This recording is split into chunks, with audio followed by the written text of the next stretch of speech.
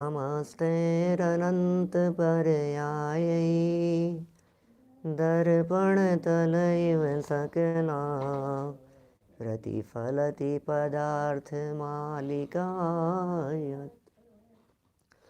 परमागमस्य बीजं निषेधजात्यन्धसिन्दुर्विधानं सकलनयविलसितानां विरोधमथनं नमाम्यनेकान्तम् विरोधमथनं नमाम्यनेकान्तम्।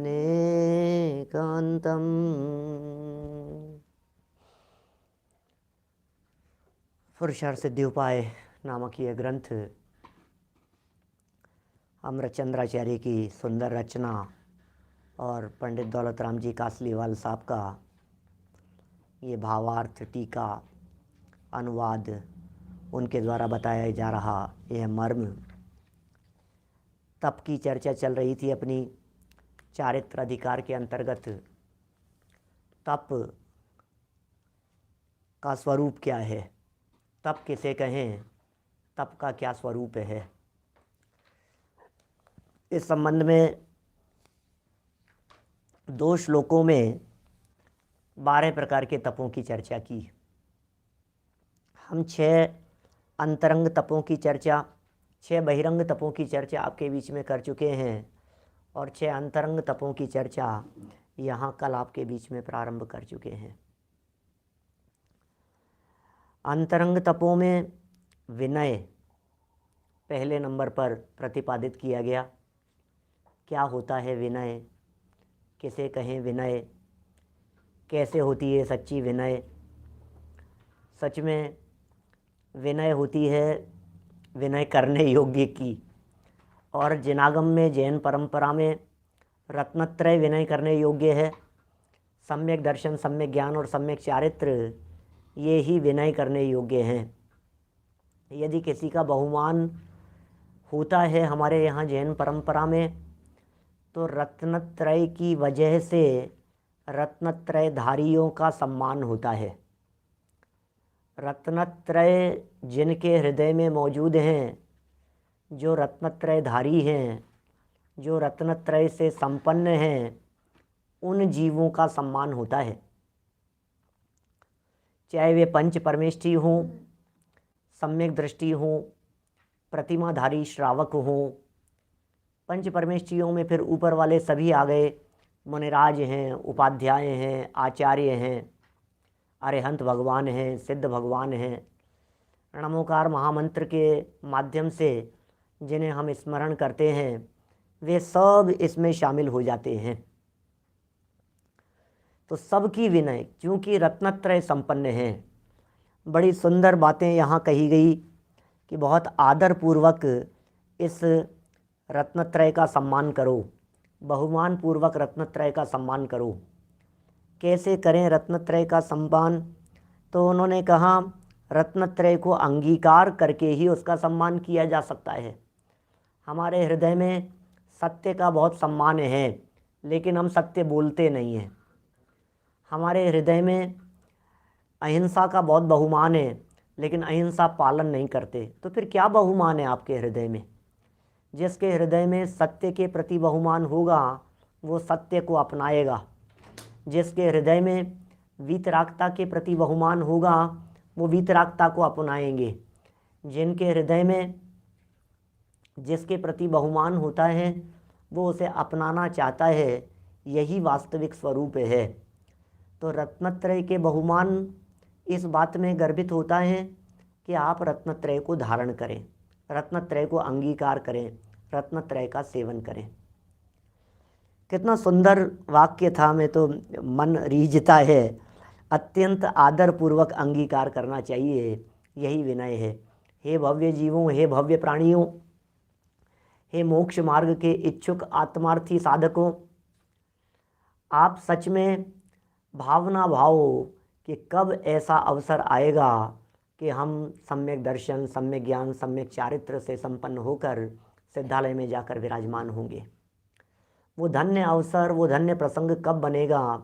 जब हम साक्षात भगवान महावीर स्वामी के बगल में जाकर के विराजमान होंगे। चित्त रोमांचित हो उठता है उस कल्पना मात्र से।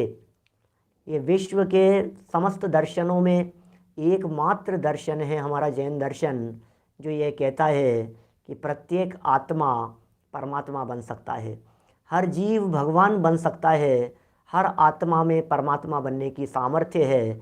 ये बात कहने वाला यदि कोई है तो एकमात्र जैन दर्शन है पूरे विश्व में। परमात्मा बनने का मतलब समझे आप। हमने आपसे कहा एक आयोजन है और उस आयोजन में आपको अतिथि के रूप में बुलाया जा रहा है। और एक और खुशखबरी की बात ये कि वहीं हमारे माननीय प्रधानमंत्री नरेंद्र मोदी जी भी बैठेंगे और बगल में आप बैठेंगे उनकी बगल वाली सीट पर। तो आप तो इतने खुशी के मारे पागल हो जाते हैं। क्यों? क्योंकि हमें प्रधानमंत्री जी के बगल में बैठने का अवसर मिल रहा है। मैं आपको कह रहा हूँ, प्रधानमंत्री जी के बगल में बैठने के अवसर की बात नहीं है, आपको भगवान महावीर स्वामी के बगल में बैठने का अवसर मिल रहा है। आपको आदिनाथ भगवान के बगल में बैठने का अवसर मिलेगा। आपको अनंतानंद सिद्ध भगवान के आसपास में बैठने का अवसर मिलेगा।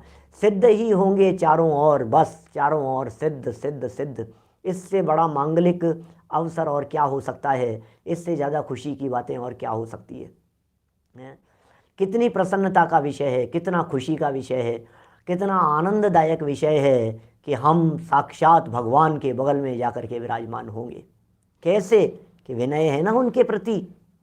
जिनके प्रति विनय होती है वो उन जैसा बन जाता है।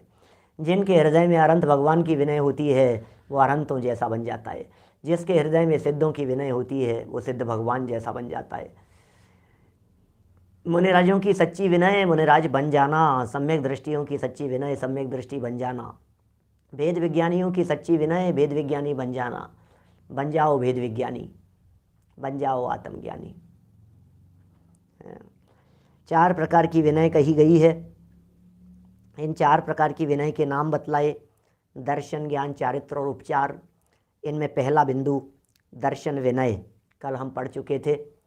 सम्यक दर्शन की विनय कैसे होगी? सम्यक दर्शन की विनय कैसे करें? सम्यक दर्शन की विनय बोले दर्शन विनय सम्यक दर्शन की प्राप्ति का उपाय करना। ओहो, सम्यक दर्शन की प्राप्ति का उपाय करना ये विनय है। इतना ही नहीं, उसके माहात्म्य का प्रचार करना। हम क्या कर रहे हैं?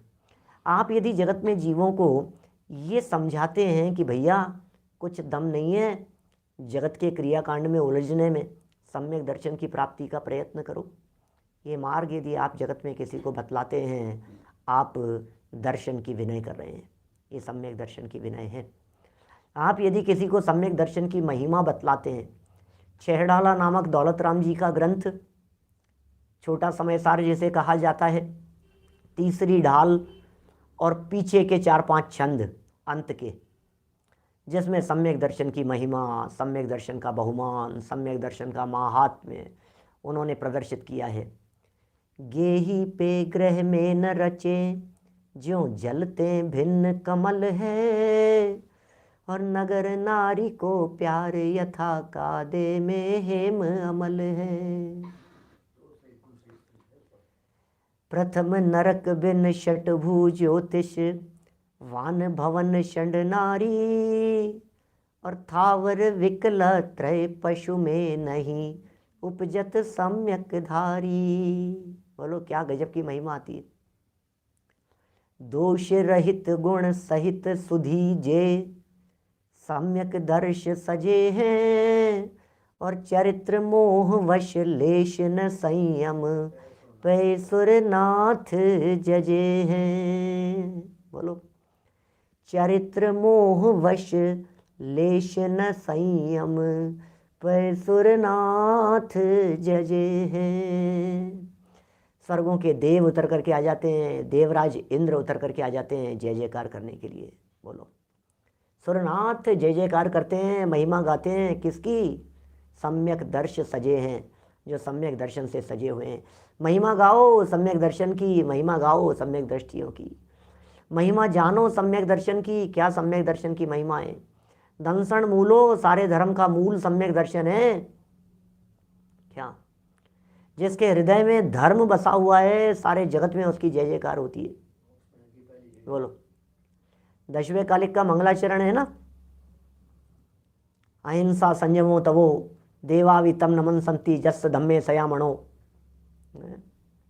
जिसके हृदय में ये सम्यक दर्शन बैठा हुआ है, उसकी जय जयकार सारे जगत में होती है। खूब महिमा, कैसी सम्यक दर्शन की महिमा है। ओह, जिसके हृदय में सम्यक दर्शन बैठा हुआ है, उसे नरक गति स्वप्ने में भी नहीं देखती। तिर्यंच कट जाती है, नारक पशु तीय षंड विकलत्रय, प्रकृतियाँ सब कट जाती है, सारी प्रकृतियाँ उनके लाइफ में। अब कभी एक इंद्रिय नहीं बनेंगे, कभी विकलत्रय नहीं होंगे, कभी असैनी पंचेंद्रिय नहीं होंगे। सोचो तो सही, स्त्री नहीं होंगे, नपुंसक नहीं होंगे, दुष्कुल विकृताल्पायु विकृत नहीं होंगे, खोटे कुल में जन्म नहीं लेंगे, अल्पायु नहीं होंगे, अंग भंग नहीं होंगे। ये सब रत्नकरण श्रावकाचार्य में बतलाए, छेड़ाला के अंदर बतलाए, मूल ग्रंथों के अंदर तलाशिए आप, सम्यक दर्शन की महिमा बतलाने वाले कैसे कैसे वाक्य मिलेंगे आपको। समंत भद्राचार्य इस दर्शन के महात्म्य बतलाते हैं। वो कहते हैं जिसके पास में ये सम्यक दर्शन है, समझ लीजिए आप, उसको सब कुछ मिल गया, और जिसके पास में सम्यक दर्शन नहीं है वो महादुखी है। पता है, ऐसा ऐसा श्लोक लिखा उन्होंने, मूल श्लोक है इस तरह का, न सम्यक्त्व समम किंचित त्रैकाल्ये त्रिजगत्यपि श्रेयो श्रेयस्य मिथ्यात्व समम नान्यत तनुभृताम। अर्थ ख्याल में आया क्या? संस्कृत के जानकार भी बहुत सारे विद्वान साथी हमारे साथ में जुड़े रहते हैं। क्या कह दिया है? न सम्यक्त्व समम, सम्यक दर्शन के समान नहीं है। अरे इस 3 लोक और 3 काल में हे भव्य प्राणियों, सम्यक दर्शन के समान तुम्हारा कोई मित्र नहीं है। ये सम्यक दर्शन का महात्म्य है। मिथ्या दर्शन के समान हमारा कोई शत्रु नहीं है, अहित करने वाला नहीं है। आचार्यों के वचन तो पढ़िए आप, 2-2 हजार वर्ष पहले आचार्यों ने किस प्रकार की पंक्तियाँ लिखी है सम्यक दर्शन की महिमा बतलाने के लिए। सारा जिनागम सम्यक दर्शन की महिमा बतलाने के लिए। ये सम्यक दर्शन की महिमा है। कैसी महिमा है? न सम्यक्त्व समम किंचित त्रैकाल्ये त्रिजगत्यपि श्रेयो श्रेयश्च मिथ्यात्व समम नान्यत तनुभृताम। इन शरीरधारियों के लिए मिथ्यात्व के समान दूसरा कोई दुश्मन नहीं है, सम्यक दर्शन के समान कोई मित्र नहीं है, साथी नहीं है। सम्यक दर्शन सच्चा साथी है जो मोक्ष महल तक साथ लेकर के जाएगा। मोक्ष महल तक ले जा करके छोड़ेगा नहीं, साथ बना रहेगा। साधी अनंत काल तक शायिक सम्यक्त्व साथ बना रहता है। बोलिए बोलिए क्या कहें? ये सम्यक दर्शन की महिमा, महिमा गाओ, प्रचार प्रसार करो, सब साथी मिलकर के सम्यक दर्शन का स्वरूप बतलाओ। सारी दुनिया चारित्र के गीत गा रही है, क्रियाओं में उलझी है, क्रियाकांड में उलझी है, उनको बतलाओ। श्रद्धा सम्यक हुए बिना काम नहीं चलेगा। श्रद्धा सम्यक हुए बिना काम नहीं चलेगा। श्रद्धा यदि उल्टी बैठी हुई है, तुम कितने भी व्रत कर लो, उपवास कर लो, प्रतिज्ञाओं का पालन कर लो, नियम संयमों का पालन कर लो, अंदर में श्रद्धा यदि विपरीत बैठी हुई है तो न मोक्ष होगा न मोक्ष मार्ग होगा, कुछ भी नहीं हो पाएगा। इसलिए खूब महिमा बताओ, उसका प्रचार प्रसार करो। इसका नाम ही दर्शन विनय है, इसे ही दर्शन की विनय कहते हैं। सम्यक दृष्टि जीवों की वृद्धि हो, ऐसा प्रयत्न करो, ऐसी भावना भाव। हम सम्यक दृष्टि हैं तो और जीव भी सम्यक दृष्टि हो। हमें सम्यक दर्शन की प्राप्ति हो गई है तो जो निधि हमें मिल गई है, जो खजाना हमें मिल गया है, वैसा खजाना वैसी निधि वो अन्य जीवों को भी प्राप्त हो। ये यहाँ कह रहे हैं भैया, इसका नाम दर्शन विनय। ये तप है, ये तपस्या है। कल में सोच के ऐसे लगता है इसमें क्या तप हुआ भाई साहब, इसमें तप क्या हुआ? फिर वही तप शब्द, तपस्या शब्द सुनते ही टांग पे खड़ा हो गया। एक टांग पे, एक पैर पर खड़ा हुआ है, भोजन नहीं कर रहा है, भोजन पानी कुछ नहीं ले रहा है, 3 दिन का उपवासा बैठा हुआ है, ऐसा लग रहा है ये तपस्या है। अब ये मैं आपसे पूछ रहा हूँ, ये जो आपको तपस्या दिखाई दे रही थी, ये कौन सी तपस्या है जिसमें दर्शन विनय कह रहे हैं? ये क्या तपस्या है? इसमें क्या किया? ये कैसा तप है? सम्यक दृष्टि जीवों की वृद्धि हो, बस ये प्रयत्न। सर्व जगत के जीव सुखी हो, ग्राम सुखी हो, नगर सुखी हो, देश सुखी हो, ये जो भावना भा रहे हो आप शांति पाठ के माध्यम से भी, इस भावना का मतलब जानते हैं आप? इस भावना का मतलब है सम्यक दर्शन हो जाए। सम्यक दर्शन के बिना सुख नहीं होता, सम्यक दर्शन के बिना शांति नहीं होती, सम्यक दर्शन के बिना मोक्ष मार्ग की शुरुआत नहीं होती।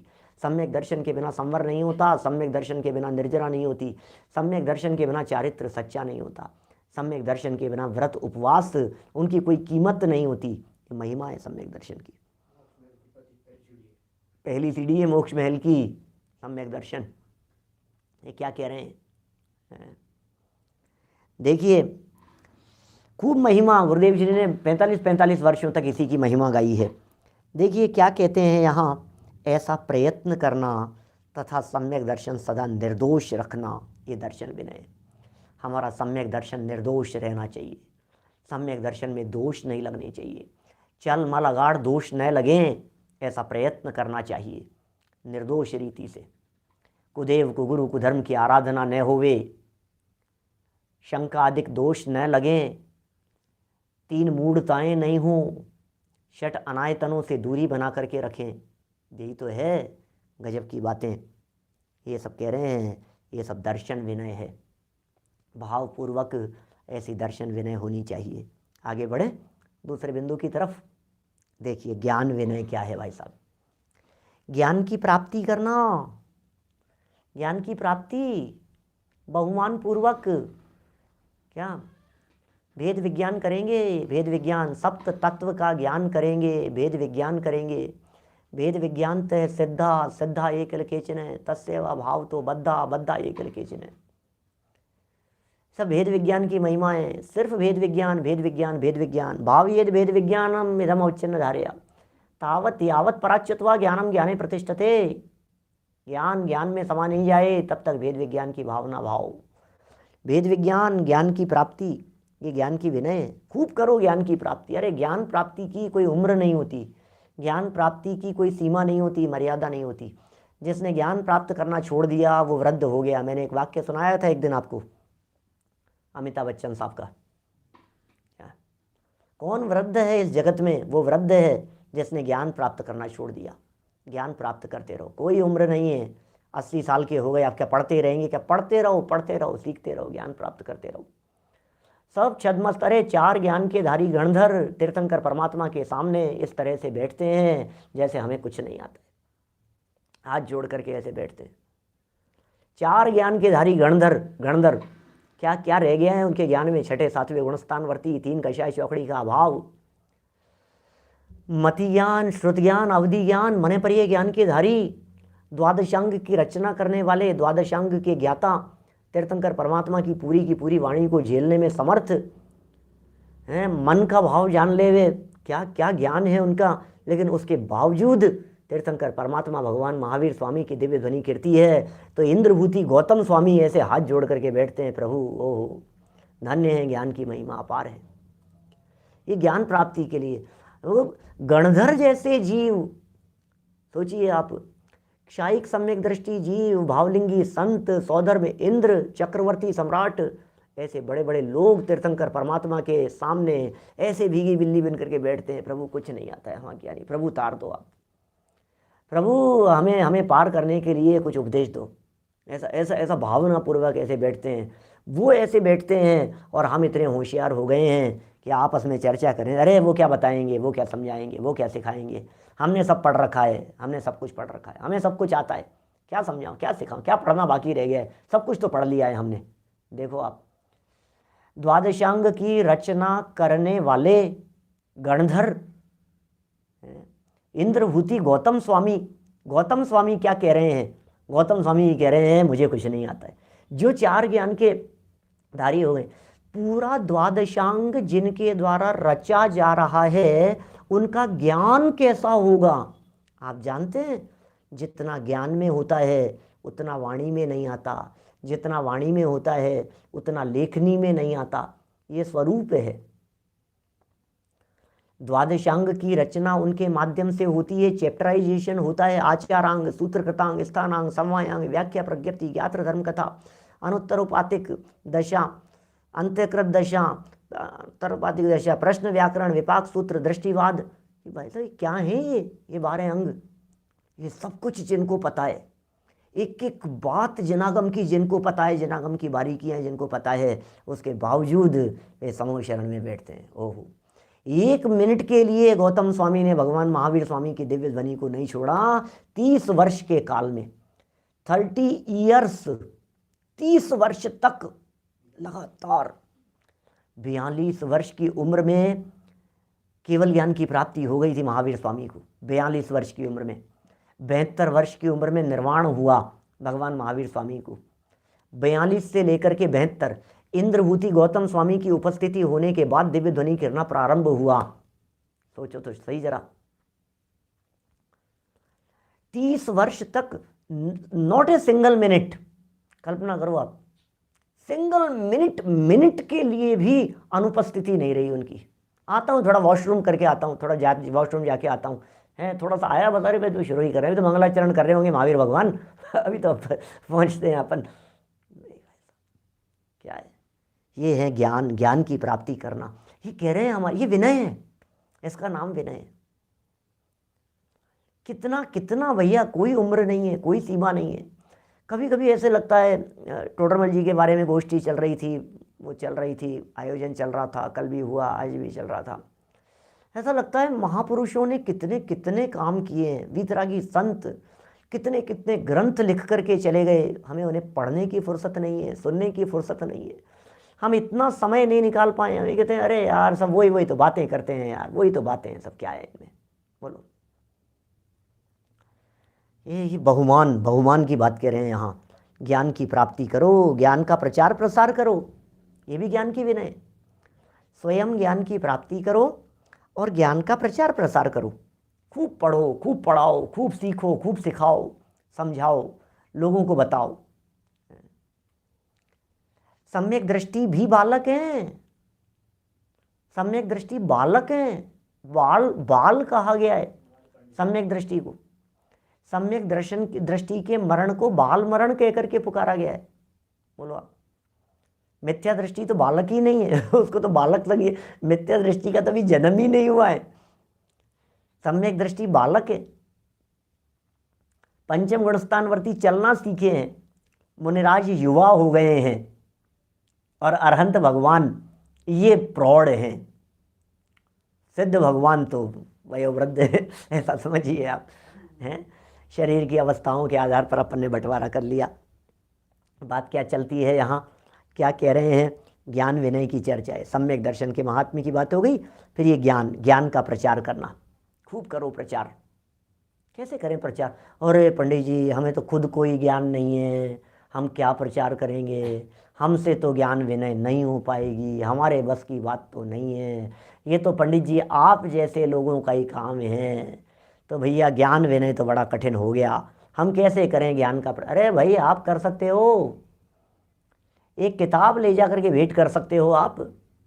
दोपहर में क्षत्र चूड़ामणि के अंदर भी ये प्रसंग चल रहे थे कुछ, अभी आगे तीर्थ क्षेत्र की चर्चा भी आएगी, वो भी प्रसंग दोपहर में क्षत्र चूड़ामणि के अंदर एक वो सुनाया था। आप लोगों में से बहुत सारे लोग थे, बड़ी मार्मिक चर्चाएं चलती है, महिमा आती है। एक शास्त्र बोलो आप रखा हुआ देखा, और सिर्फ इतनी महिमा, एक शास्त्र का दान दिया एक ग्वाले ने किसी एक भावलिंगी संत को, किसी एक मुनिराज को शास्त्र भेंट किया। मुझे पढ़ना नहीं आता, मैं पढ़ नहीं सकता, मुनिराज शायद आपके काम की चीज़ है, आप इस ग्रंथ का स्वाध्याय करें, अध्ययन करें, कुछ मर्म हो तो हमें बता देवें। देखो आप, एक ग्रंथ को भेंट करने, बहुमान पूर्वक भेंट करने की भावना वाला वो ग्वाले का जीव मर करके अगले भव में इस भरत क्षेत्र का महान समर्थ आचार्य कुंद स्वामी के नाम से उत्पन्न हुआ। बोलो, एक शास्त्र दान की महिमा दिन में बताई थी पूरी कहानी प्रसंग। बोलो मुकेश जी भाई साहब, एक इतनी सी चीज के दान का मतलब, एक शास्त्र का दान दिया, और कुंद आचार्य जैसे आप नहीं दे सकते, हम नहीं दे सकते।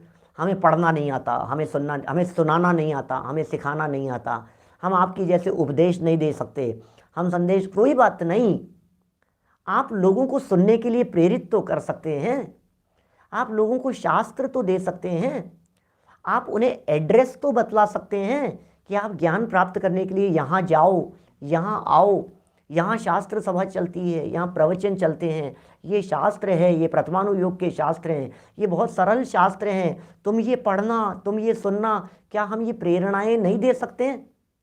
अरे हमारे द्वारा दी गई इतनी सी प्रेरणा 10 लोगों को कहो, 50 लोगों को कहो, 2 व्यक्तियों के भी यदि दिमाग में ये बात बैठती है, आप कल्पना नहीं कर सकते ये ज्ञान विनय कितना ज़बरदस्त रोल प्ले करने वाली है हमारी लाइफ में। ये ज्ञान विनय की चर्चा चल रही है यहाँ पर। ज्ञान का प्रचार करना, खूब प्रचार करो ज्ञान का।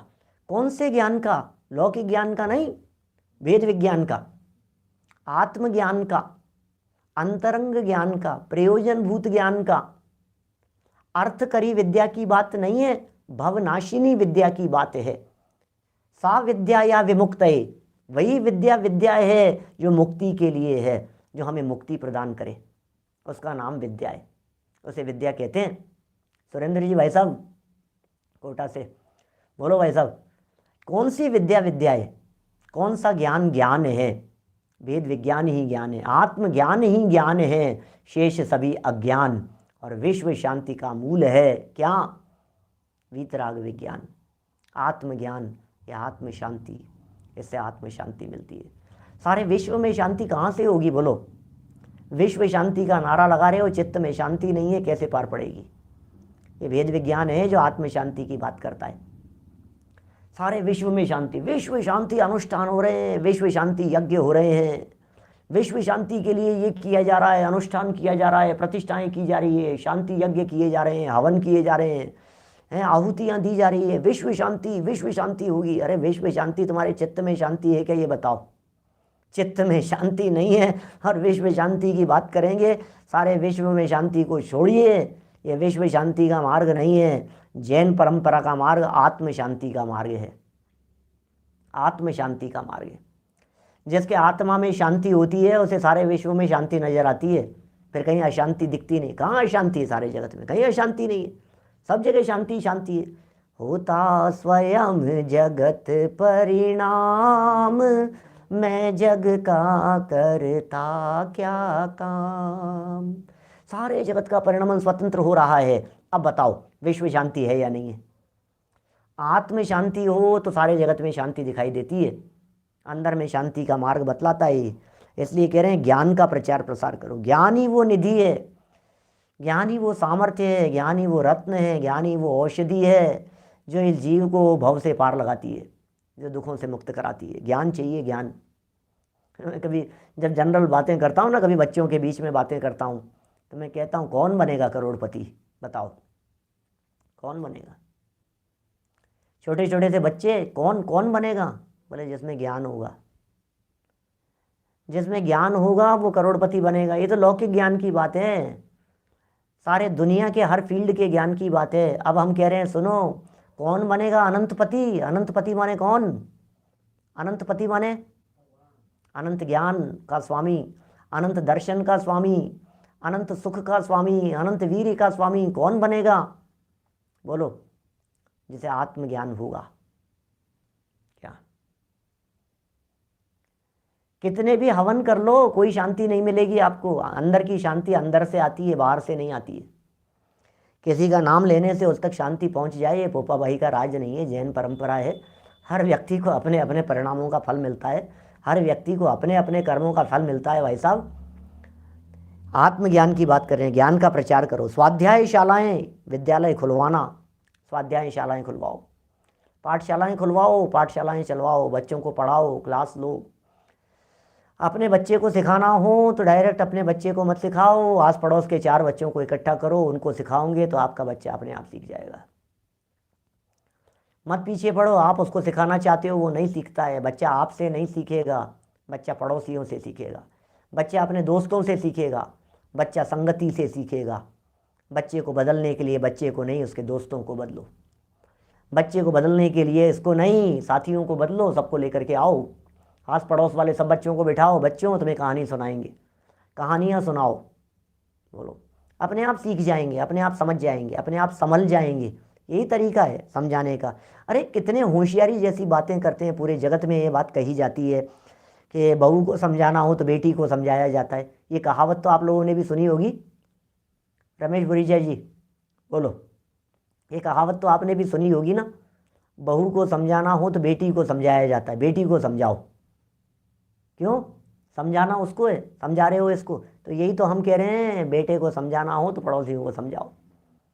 आपका माहौल अच्छा होगा, आपके आस पड़ोस वाले अच्छी ज्ञानशालाएं खुलवाओ, वही कह रहे हैं, विद्यालय खुलवाओ, विनय सहित शास्त्र बांटो। बांटना, देना, बांचना, ये सभी ज्ञान विनय है। बोलो, खूब बांटो, शास्त्र बांटो, साहित्य बांटो, पढ़ने की प्रेरणा दो, प्रेरित करो। आपको पता है यार क्या गजब की बात है, नहीं पढ़ते हो तो यार थोड़ा सा एक काम था यार, बेटा एक काम कर सकता है क्या, ये इस किताब में देखना, देखिए यार ये कौन सी जगह पर है, ये मेरे ख्याल से इस चैप्टर में मिलेगा, ये देखना, थोड़ा सा मैं दूसरा काम कर रहा हूँ, उसको लगा दो उस काम में ढूंढने के लिए। नहीं नहीं पढ़, मेरी थोड़ी सी हेल्प करेगा बेटा? कि हाँ बोलो पापा क्या करना है? बोले यार ये देखना है यार, ये इस चैप्टर में है, ये तप वाले प्रकरण में मिलेगा, मेरे को मिल नहीं रहा ये तप का असली कारण क्या है, तप किससे होता है, ये क्या है ये? बोलो, निर्जरा किससे होती है, ये निकाल करके बताओ, तो क्या करें? आता है हमारे को, हमें मालूम है कौन सी जगह पर है, हमने इशारा भी कर दिया उसको, इन 3 पेज में मिलेगा। अब वो 3 पेज पढ़ेगा, 3 पेज देखेगा, जिसमें उसको वो आंसर निकालना होगा। प्रतियोगिताएं कराओ, आयोजन कराओ, बहुत करवा सकते हैं आप। इस तरह के काम होने चाहिए, हमारे सब बहुत सारे विद्वान लोग सब इस फील्ड में लगे रहते हैं, करते रहते हैं। देखिए क्या कह रहे हैं, विद्यालय खुलवाने की बात हो गई, विनय सहित शास्त्र बांटने की बात हो गई।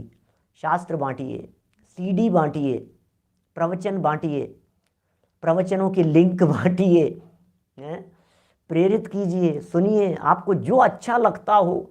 जिस दिन आपको अच्छा लगा कि यार ये बहुत मार्मिक बात आज आई है, उसको फॉरवर्ड कर दीजिए, उसको बता दीजिए, किसी और को प्रेरित कर दीजिए, थोड़ा सा इंडिकेट कर दीजिए कि यार आज का सुनना यार, थोड़ा आज आज बहुत मार्मिक बात आई थी, बस और क्या है।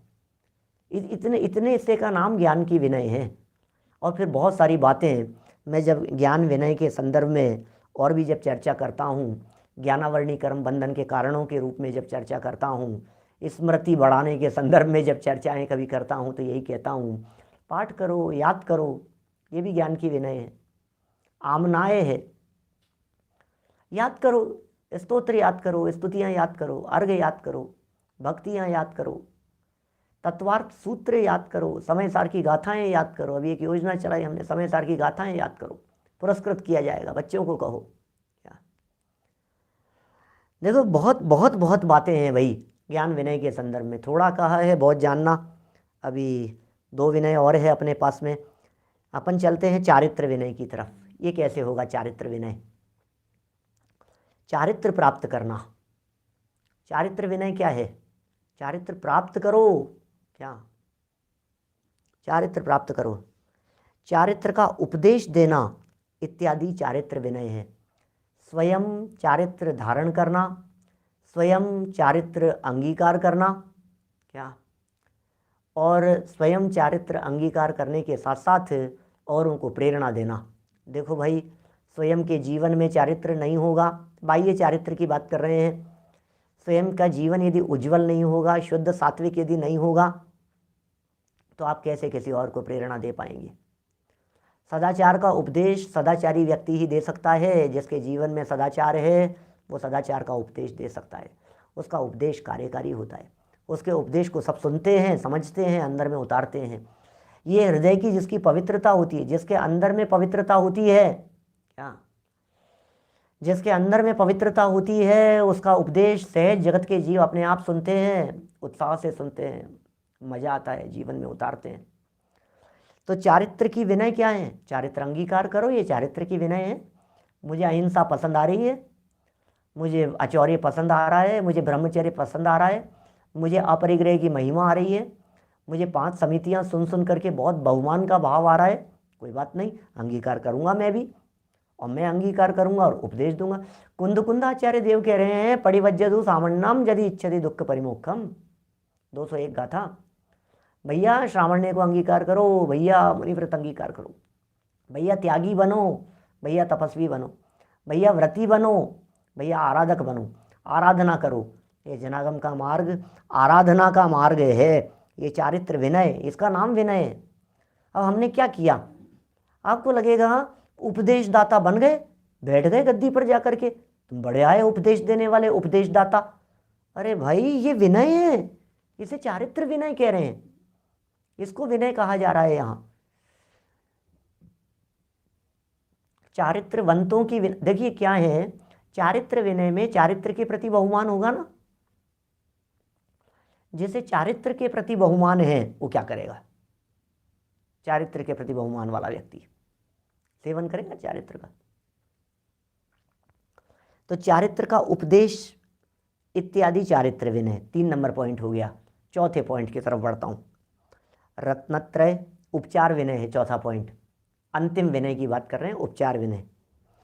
रत्नत्रय आदि अर्थात सम्यक दर्शन ज्ञान चारित्र के धारक धर्मात्माओं की, रत्नत्रयधारी धर्मात्माओं की, ये चर्चा हमने ये विनय के मूल पैराग्राफ में कर ली थी। ये उपचार विनय है, धर्मात्माओं की विनय। तथा अन्य धर्मात्मा बंधुओं की शारीरिक विनय करना। अब शारीरिक विनय की बात कर रहे हैं।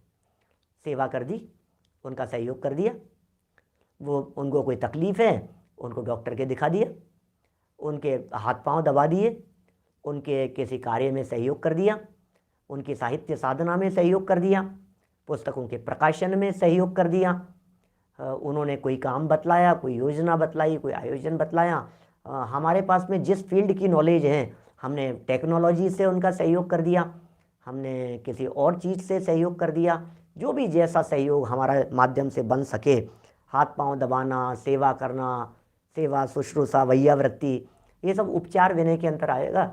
हाथ जोड़ना भी, चरण छूना भी, चरणों में झुकना भी, ये भी सब उपचार विनय हैं। लेकिन किन की? धर्मात्मा बंधुओं की, अन्य भी धर्मात्मा बंधु हों, रत्नत्रय के धारी हों, तो ये सब उनकी शारीरिक विनय करना। उनके आने पर उठकर खड़ा हो जाना, ये विनय है। बोलो, होता है ऐसा? विद्वानों के आने पर, ज्ञानियों के आने पर एकदम कैसे करते हैं आप? क्लास में क्या करते थे बोलिए, भूल गए? क्लास में जैसे ही टीचर एंटर होते थे अपनी क्लास में, वैसे ही सारे स्टूडेंट खड़े हो जाते थे फटाफट, तुरंत। अचानक क्लास के अंदर प्रिंसिपल सर आ गए तो पूरी क्लास एकदम खड़ी हो गई। ये क्या है? ये चीज़, ये क्या नौटंकी है? नौटंकी नहीं है, विनय है, ये सम्मान है।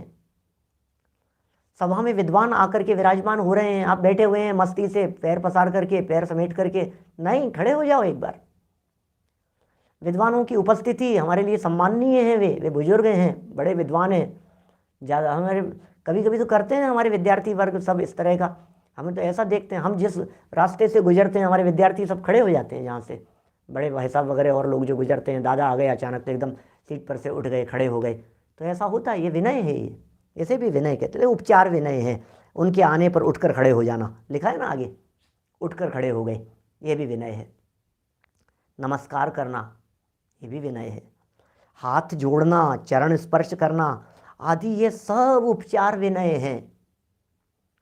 पैर छूना, चरण छूना, मस्तक झुकाना, सब उपचार विनय। जिनवाणी सुनने के लिए कैसे बैठते हैं आप? सीधे आकर के बैठ जाते हैं, सामने जिनवाणी विराजमान है, सीधे खड़े होइए, हाथ जोड़िए, घुटने टेकिए, अष्टांग नमस्कार कीजिए जिनवाणी को, बहुमान पूर्वक जिनवाणी विराजमान हुई है, उसके बाद अपना आसन ग्रहण कीजिए। ये जिनवाणी की विनय है, ये भी उपचार विनय है। अरे यार, इससे क्या होता है? भैया नहीं, जिनवाणी सुनना, सुनते हुए भी विनय होनी चाहिए, सुनते हुए भी बहुमान का भाव आना चाहिए। ये क्या क्या बातें सिखा रहे हैं ये दौलत राम जी कासलीवाल साहब। सहारा लिया है अमृत चंद्राचार्य की पंक्तियों का। ये आचार्य देव क्या बतलाना चाहते हैं? ये कैसी विनय की चर्चाएं कर रहे हैं, ये कैसी विनय सिखा रहे हैं? चरण स्पर्श आदि करना, ये सब उपचार विनय हैं। उपचार विनय का मतलब समझ गए आप? उपचार माने ऊपर ऊपर, उपचार माने कहने के लिए, उपचार माने असली नहीं, उपचार माने व्यवहार। उपचार शब्द का अर्थ होता है व्यवहार। ये व्यवहार विनय की बात कर रहे हैं। निश्चय से विनय तो आत्मा की विनय होती है, निश्चय से विनय तो रत्नत्रय की विनय होती है, व्यवहार से विनय रत्नत्रयधारियों की विनय होती है। निश्चय से सम्यक दर्शन, सम्यक ज्ञान, सम्यक चारित्र पूज्य है। व्यवहार से सम्यक दर्शन, ज्ञान, चारित्र को धारण करने वाले भी पूज्य हैं। भरत भाई क्या कह रहे हैं, बोलो। निश्चय से सम्यक दर्शन, ज्ञान, चारित्र पूज्य हैं, और व्यवहार से सम्यक दर्शन, ज्ञान, चारित्र को जिन्होंने धारण किया है वे पूज्य हैं, वे भी पूज्य हैं। तो ये उपचार विनय की यहाँ बात कही गई। देखिए 3-4 लाइनें और है। प्रत्यक्ष व परोक्ष तीर्थ की वंदना भी उपचार विनय है। वाओ, ये तीर्थों की विनय करो, तीर्थों का बहुमान करो। ये लाइन आई थी आज शत्र चूड़ामणि में, प्रवचन नंबर 107 शत्र चूड़ामणि का, यहीं से प्रारंभ हुआ था। अरे जहाँ से ज्ञानी धर्मात्मा पुरुषों ने विचरण किया हो, जहाँ बैठकर ज्ञानी धर्मात्मा पुरुषों ने साधना की हो, आचरण किया हो, जीवन जिया हो, वो क्षेत्र तीर्थ बन जाते हैं। तीर्थ किसे कहते हैं, बोलो। वो क्षेत्र भी तीर्थ बन जाते हैं। कौन से क्षेत्र तीर्थ बन गए, क्या था बतलाइए। ये शिखर जी कैसे तीर्थ बन गया, गिरनार जी कैसे तीर्थ हो गया, हस्तिनापुर ये तीर्थ कैसे हो गया। जहाँ जहाँ चरण पड़े संतों के जहाँ चरण पड़ते हैं वो क्षेत्र, जहाँ बैठ करके संत महापुरुष साधना किया करते हैं। मैं आपसे पूछता हूँ, पावापुर भगवान महावीर स्वामी की निर्वाण स्थली, दिन में की थी बहुत विस्तार से चर्चा, अभी नहीं ज़्यादा विस्तार दूंगा, अभी तो बचे भी 2-4 मिनट है, लेकिन हिंट दे रहा हूँ आपको। बोलो पावापुर क्यों तीर्थ बन गया। मैं आपसे पूछता हूँ, भगवान महावीर स्वामी के निर्वाण के पहले भी पावापुर तीर्थ था क्या? उसके पहले तो पावापुर तीर्थ नहीं था ना।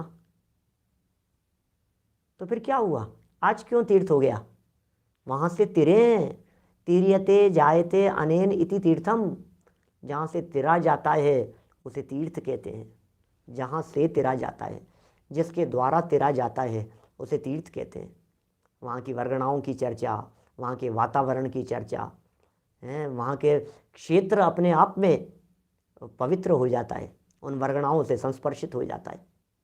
मैंने दिन में भी ये बात कही थी, मैं जानता हूँ मैं ऐसे आत्मार्थियों के बीच में बैठ कर के बात कर रहा हूँ जो अन्योन्या भाव, अत्यंता भाव, एक परमाणु दूसरे परमाणु को छूता नहीं है, एक परमाणु बीजा परमाणु ने अड़तो नहीं, ऐसी बातें करने वालों के बीच में बैठा हूँ। मुझे मालूम है, उसके बावजूद भी निमित्त नैमित्तिक संबंध बहुत घने हैं भैया, बहुत घने संबंध है।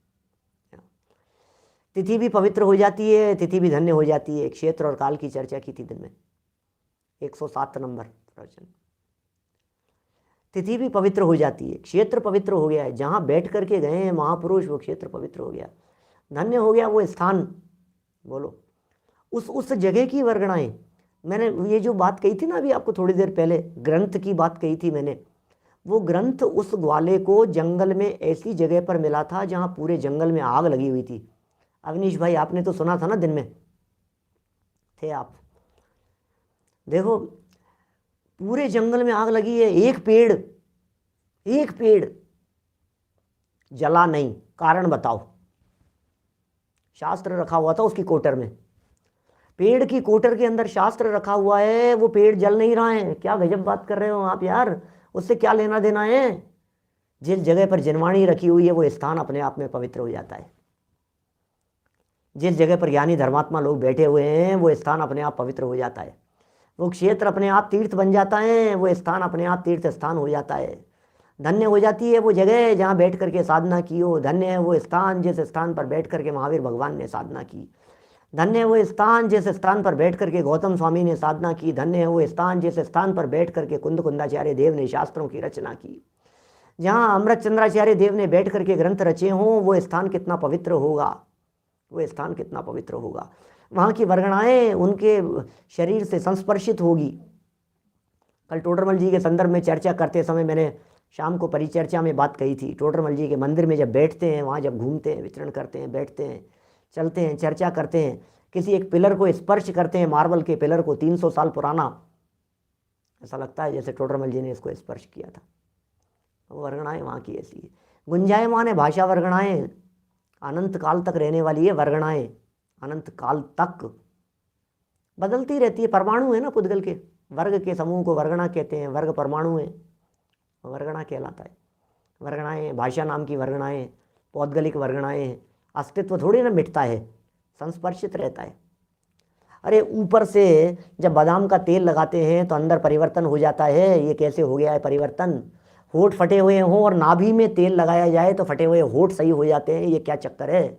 सर का दर्द दवाई लेने से जब ठीक हो जाता है तो ये क्या चक्कर है? ऐसा है। ये भाषा वर्गणा के परमाणु, ये जिन वचन जब कर्णेंद्रिय के माध्यम से हृदय में प्रवेश करते हैं तो हृदय परिवर्तित हो जाता है। ये क्या हो क्या रहा है, ये तो बतलाओ मुझे। सुनने से क्या होता है? जब आप कहेंगे एक द्रव्य दूसरे द्रव्य का कर्ता धर्ता नहीं है, तो हम आपसे कहेंगे सुनने से क्या होता है? बताओ, सुनने से क्या होता है? स्वतंत्र है भाई साहब, सुनने से क्या होगा? कुछ नहीं होता। बात बिल्कुल सच्ची है, सुनने से कुछ नहीं होगा। अंदर में योग्यता और पात्रता डेवलप होगी तो कुछ होता हुआ सा दिखाई देगा, अदरवाइज कुछ नहीं होने वाला है। काम तो योग्यता से ही होगा, काम तो तत्समय की योग्यता से ही होगा, लेकिन बाहर में निमित्त तो हैं। लड्डू देख करके खाने का मन हो जाता है। जैसे परिणाम तीर्थ क्षेत्रों पर आते हैं, जैसे परिणाम जिन मंदिर में आते हैं, वैसे परिणाम घर में नहीं बनते, वैसे परिणाम किचन में नहीं होते। जो पूजन करने के परिणाम जिन मंदिर में जिनेंद्र देव की प्रतिमा के सामने आते हैं, वो घर बैठे नहीं आते हैं। आखिर कुछ तो फर्क है। जैसा देखते हैं वैसे भाव बनते हैं, वैसे परिणाम बनते हैं। ये कह रहे हैं यहाँ पर प्रत्यक्ष और परोक्ष तीर्थ क्षेत्र की वंदना, तीर्थ क्षेत्र की वंदना। ओहो, करो तीर्थ क्षेत्र की वंदना। तीर्थ कर लो, पुण्य कमा लो, प्रभु के गुण गा लो, चलो जी संवेद शिखर चालो। बोलो, चलो भैया, सब तीर्थ स्थान है, सब तीर्थ क्षेत्र हैं। तीर्थ क्षेत्र की वंदना भी उपचार विनय है, पूजा भक्ति करना भी उपचार विनय है। करो पूजा, करो विधान, विधान करो, पूजन करो। सिद्ध चक्र का पाठ रचाओ, रचाने वाले हैं हम लोग। सिद्ध चक्र का पाठ धूमधाम से पूरा सिद्ध चक्र विधान करेंगे, भक्ति भाव पूर्वक करेंगे। 8 दिन छुट्टियों में करेंगे, प्रसारित करेंगे आप लोगों के लिए, लाइव भी करेंगे। पूरा सिद्ध चक्र विधान 8 दिन तक, खूब सिद्धों की महिमा करो, विधान करो, भक्ति करो, पूजन करो, सब उपचार विनय है। रत्नत्रय की प्राप्ति करना वही सच्ची विनय है। ओ भैया, ये सब तो तीर्थ वंदना कर ली, दर्शन कर लिए, क्षेत्रों का कर लिया, सब कुछ कर लिया, पूजन भक्ति आराधना नाच गान उत्सव सब मना लिया हैं, ज्ञानी धर्मात्माओं की भी कर ली, चरण छू लिए, मंदिर चले गए, सब कर लिया। बोले ये सब तो उपचार था भैया, रत्नत्रय की प्राप्ति ये सच्ची विनय है। इसे सच्ची विनय कहते हैं। इस प्रकार विनय तप का वर्णन किया। इससे मान कषाय मिटती है तथा ज्ञानादि गुणों की प्राप्ति होती है। ये भी एक मार्मिक लाइन है। इस लाइन की चर्चा भी कल हम यथा समय आगे करते हुए प्रसंग को और आगे बढ़ाएंगे। अभी की बात को यहीं विराम देता हूँ। एक शुभ सूचना, मंगलमय सूचना आप लोगों को दे रहा हूँ। कल प्रातः काल के कार्यक्रम में परिवर्तन नहीं है, यथावत मोक्ष मार्ग प्रकाशक का प्रवचन 9:15 बजे रहेगा यथावत, लेकिन एक अतिरिक्त आधे घंटे के लगभग प्रवचन का एक विशेष लाभ सुबह है आपको मिलेगा। यहीं कारंजा नगर का आपने नाम सुना होगा, प्राचीन नगरी है महाराष्ट्र की, वाशिम जिले में कारंजा नगरी में गुरुकुल चलता है। उसका शताब्दी वर्ष चल रहा है, 100 से अधिक वर्ष उस गुरुकुल को खुले हुए हो गए हैं। महामांगलिक प्रसंग वहाँ चल रहा है। मराठी भाषी लोगों को तो उन सब की जानकारी है। 17, 18, 19 का कार्यक्रम था। इस अवसर पर कल प्रातःकाल 8 बजे एक विशेष उद्बोधन गुरुकुल परंपरा के संदर्भ में, वहाँ के विद्यार्थियों के संदर्भ में उद्बोधन होगा। आप लोग भी लाभ ले सकते हैं। प्रातः 8 बजे, 8 से 8:30, फिर पौन घंटे का अंतराल रहेगा। 9:15 बजे से मोक्ष मार्ग प्रकाशक यथावत हम लोग चलाएंगे। बच्चों को भी ले सकते हैं। प्रेरणा की दृष्टि से हम बात करेंगे, बच्चों को प्रेरणा की दृष्टि से बात करेंगे, गुरुकुल परंपरा के संदर्भ में बात करेंगे। ये सब चर्चा आधे घंटे सुबह के व्याख्यान में होगी। अभी जनवाणी निज निधि निज में बताई, यह अनंत उपकार है, उसके लिए जनवाणी माँ को वंदना शत बार है, वंदना शत बार है।